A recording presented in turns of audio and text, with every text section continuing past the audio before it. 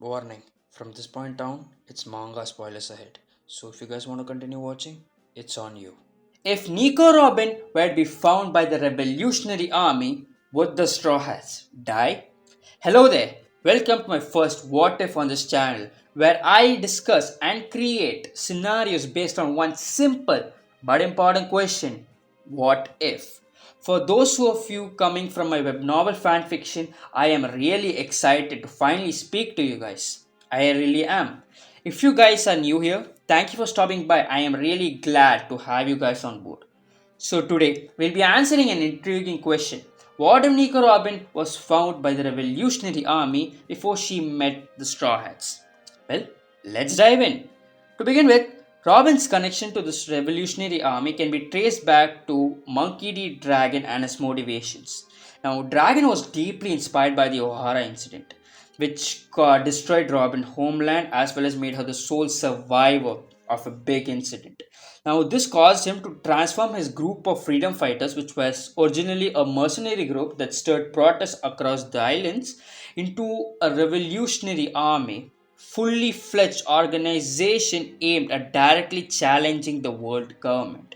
We learned after the Sabayodi incident that the revolutionaries had been searching for Robin since the O'Hara tragedy, recognizing her as the sole survivor as well as the victim of the world government's wrath.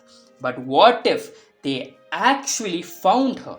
Now, in this scenario, Dragon visits West Blue to pay his respects to O'Hara, and by a stroke of luck, or in my words, plot, he finds Robin running from some world government agents and frees her. He steps in and he saves her, offering a place with him.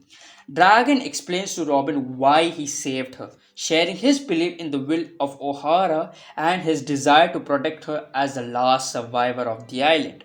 While Robin is naturally suspicious about this random strange guy with tattoos on his face coming to save her, she holds a small but naive hope that maybe, just maybe, she has found someone who won't betray or exploit her. She decides to take the chance and follow him. Dragon brings Robin to the base of the freedom fighters, where she meets Ivankov as well as other members of the small group and is welcomed into it. Initially, Robin does not participate in any of the group's activities and takes a back seat, observing the group do raids across many different islands. Her first active involvement, though, comes during a raid to the Sobe kingdom, where Dragon, Ivankov, and the others rescue Kuma and Ginny. This mission solidifies Robin's belief that there are people genuinely caring for her. She grows close to Ginny, who becomes an older sister figure to her. Now, eventually, Dragon dissolves the freedom fighters and officially forms a revolutionary army, making Robin a part of it. At first, Dragon is hesitant to let Robin join in any dangerous operations, but she remains close to him, with Dragon slowly taking a fatherly role, which unfortunately for Luffy, he didn't have any father figure, and Dragon is showing fatherly role to another. Anyways, I'm blabbering. Okay, over time, Robin becomes more involved and becomes straining, fueled by the sad desire distaste for the world government and a desire for justice through Dragon. As years pass, Robin participates in more raids alongside the Revolutionary Army. This makes the world government become aware of her involvement in the Revolutionary Army, dramatically raising her bounty to 900 million, seeing her as an even greater threat. One day, tragedy strikes when Ginny is kidnapped. Desperate, both Robin and Kuma go to great lengths to save her. Sadly, after years of searching, they receive a heartbreaking call from Ginny herself, informing that she's about to die. Kuma and Robin rush to her, but unfortunately, they arrive too late. They find Ginny's restless body and cradling her infant daughter Bonnie. Moved by the situation, Robin convinces Kuma to let the Revolutionary Army raise Bonnie, just like they did for her. Robin takes on a role for a big sister to Bonnie, just like Ginny was for her. Around this time, Sabo was recruited to the Revolutionary Army after the incident of the Goa Kingdom, and Robin discovers an unknown poneglyph in West Blue. Now, this poneglyph, I actually believe that this is an instructional poneglyph which gives clues to and of the locations of the ancient weapons. When she was in her teen, Robin came across a poneglyph which surprisingly also led to Alabasta. Now, I personally believe that this poneglyph is an instruction poneglyph, so giving the location of an ancient weapon in Alabasta. Now, in canon, I personally believe that she used this knowledge to have a leverage to work with Crocodile so that Crocodile could gain access to the ancient weapon while Robin would be able to read Poneglyph. But in this scenario, rather than sharing it with Crocodile, she shares it with Dragon instead. And while Dragon decides to contact Cobra regarding the situation, things take a turn for the worse when Bonnie becomes gravely ill, getting the same disease that her mother got before her. Desperate to save his daughter, Kuma seeks out Vegapunk on Dragon's advice, eventually agreeing to Saturn's terms of becoming an emotional cyborg. Before this, though, Kuma sends a secret letter to Robin, who has now become the second in command of the Revolutionary Army, taking Sabo's original canonical place as the chief of staff. Robin decides to postpone the pursuit of Poneglyph to help Kuma with Bonnie's treatment. After the treatment is done, Bonnie is sent to Sorbet Kingdom, where Robin is disguised as a caretaker and watches over her, in term rather than Alpha.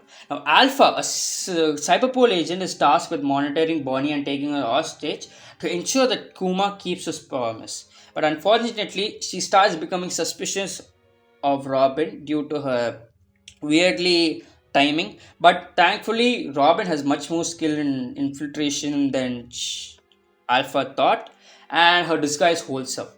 After a year of treatment, Robin realizes that Alpha is keeping Bonnie here against her will, and so she, as well as Bonnie, beat the shit out of Alpha and return to the Revolutionary Army, where Bonnie is given the truth by Robin about why her father is the way he is right now, and Bonnie vows to join the fight to bring her father back.